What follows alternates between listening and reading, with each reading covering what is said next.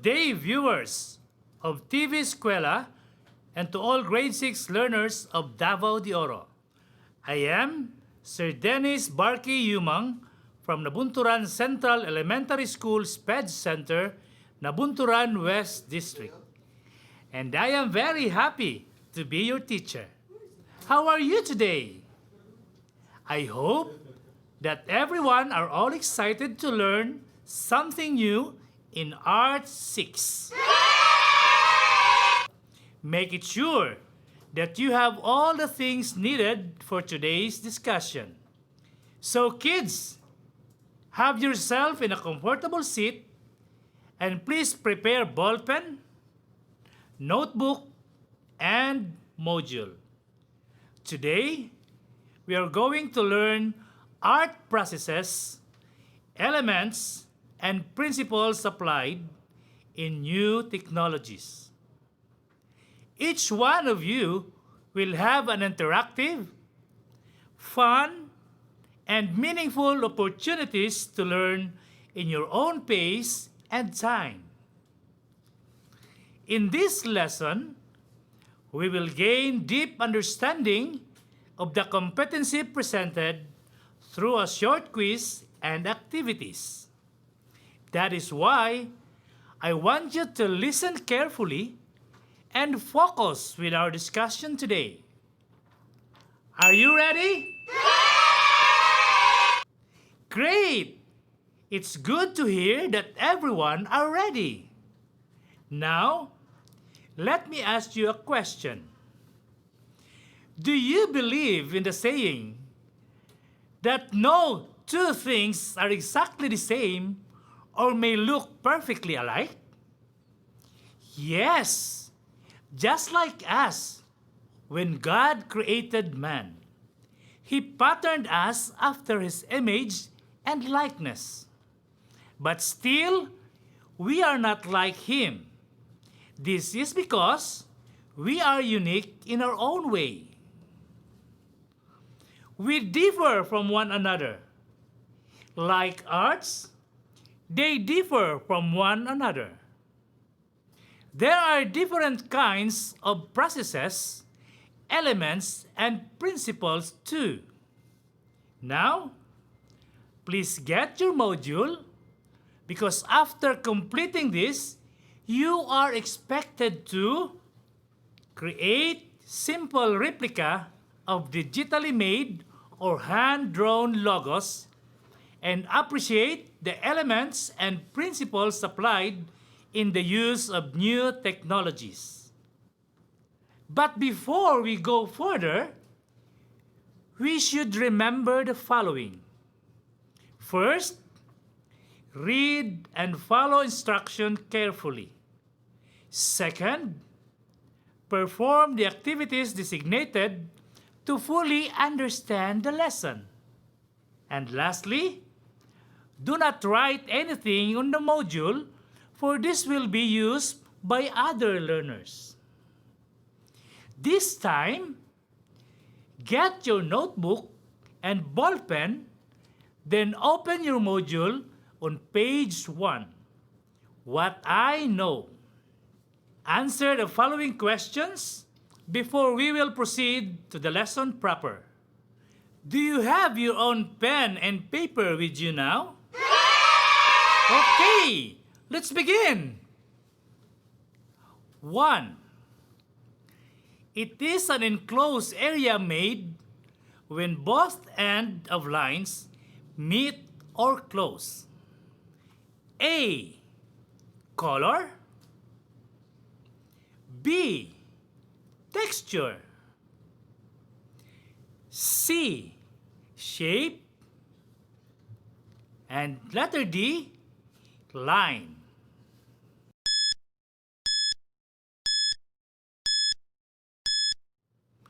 Correct!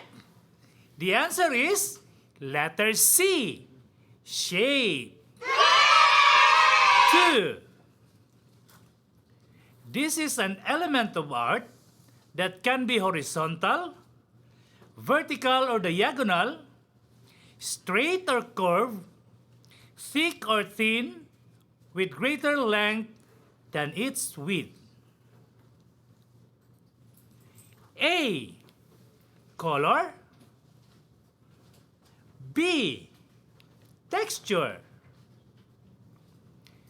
C. Shape. Or letter D. Line.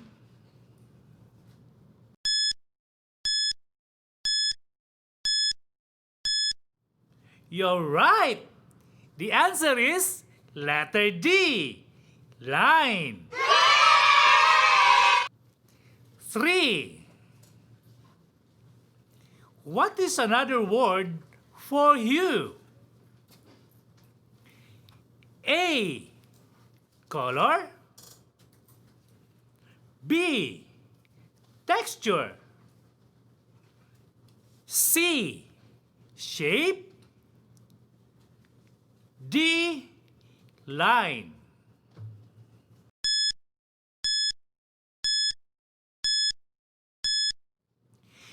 Excellent! The answer is letter A. Color. 4. A quality or feel of the surface of an object. A. Color. B. Texture. C. Shape. Or letter D. Line.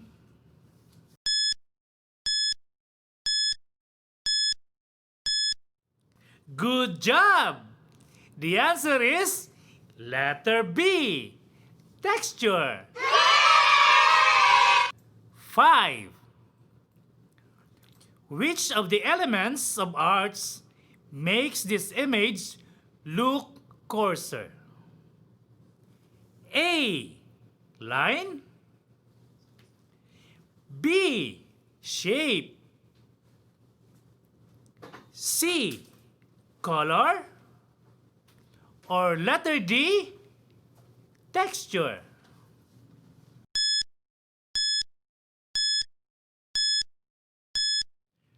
Wow! Exactly correct! The answer is letter D. Texture. 6. It is a principle of art which deals with regular, uniform, and related movement of lines, form, shapes, and texture. A. Rhythm. B. Emphasis. C. Balance. Letter D. Contrast.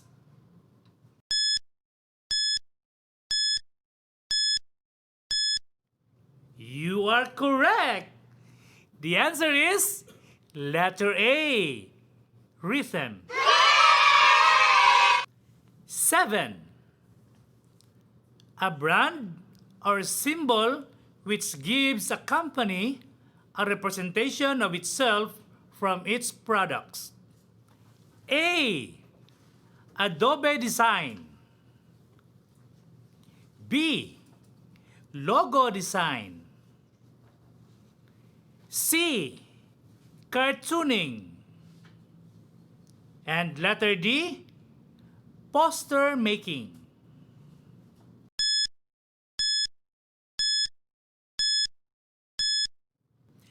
Excellent! The answer is letter B. Logo design. 8. A good hand-drawn logo design starts with before executing the design in a more accurate manner. A. Coloring. B. Tracing. C. Sketching. D. Polishing.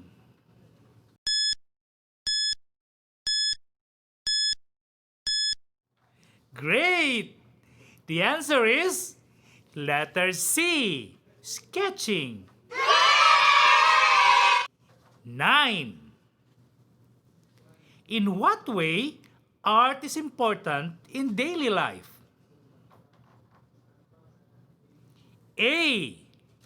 It has personal significance. B. It is used for marketing and advertising. C. It is a form of self-expression. D. All of the above.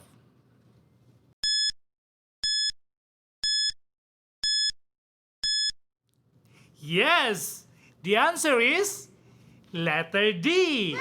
All of the above. 10.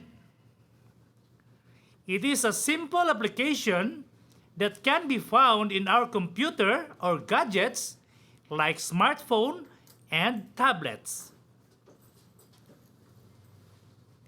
A. Paint.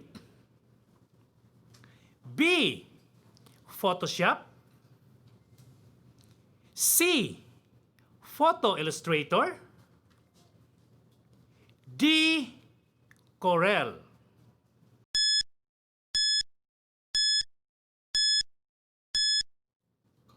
Very good! The answer is letter A, paint. Did everyone got the correct answer? Wow, very good! Many great things in life comes from small objects. But if we will do it with love, care, and hard work, something beautiful will be produced.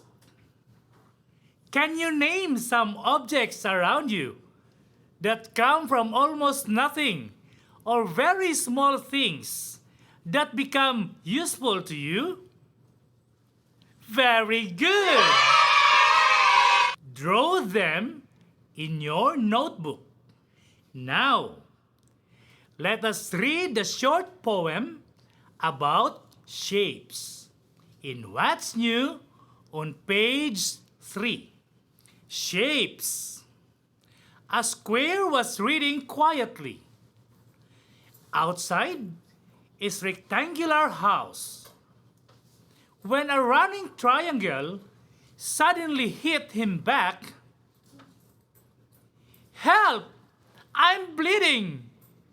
I need to go to a doctor."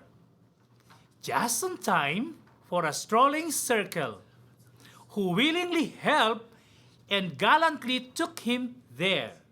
Can you name the different shapes mentioned in the poem? Very good! It is all correct. This time, draw the shapes found in the poem, either hand-drawn or digitally made through the use of paint program that can be found in your computer or gadgets like smartphone or tablet.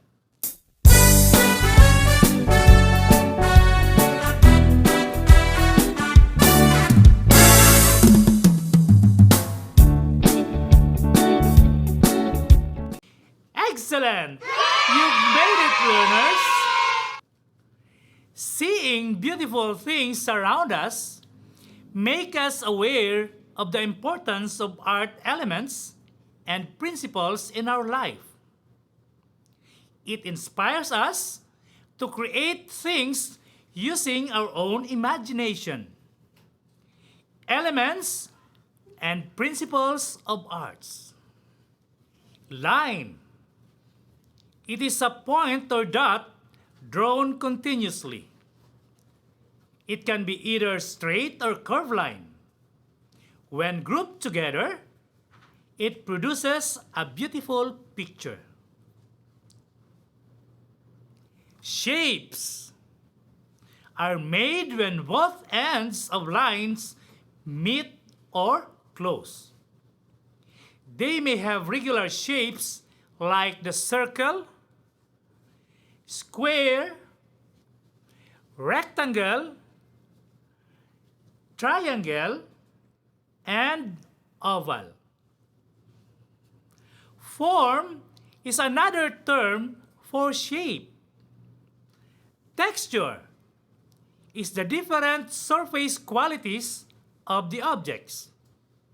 Some objects may be rough or smooth to touch. Others may be hard or soft. Still, others may be flat or wrinkled. It can be seen and felt in natural objects and in art works. Many things around us show patterns of movement. Our life itself is a pattern. Rhythm. It is a principle of art which deals with regular, uniform, and related movements of lines, forms, shapes, and texture. Logos. These are images, text, shapes, or combination of the three that depict the name and purpose of the business, product, trademark, and etc. Before the introduction of new technologies, most artists express ideas through paper and pen, or what we call hand-drawn. But at present, designers may now create symbols directly through the digital process. Logos can be made through the use of new technology that can be found in computer or even in gadgets like smartphone and tablets. Seeing beautiful things around us make us aware of the importance of art elements and principles in our life. It inspires us to indicate things using our own imagination. By using the right lines and putting them into the point of emphasis, balance, or proportion, we can form a wonderful figure or composition. Different shapes make our world an interesting and beautiful place to live in. Texture adds beauty and magic to the things seen in our daily life, as the rhythm makes simple things become pleasing and beautiful to look at. And that ends our discussion today. Please continue to answer the activities in your module. And you may check your own by looking at the last part of it. And please don't forget to make a hand-drawn or digitally made logo design. Always keep in mind the rubric for creating a logo for you to be guided. Good job, learners! I am very happy that you have successfully done the tasks and activities given to you.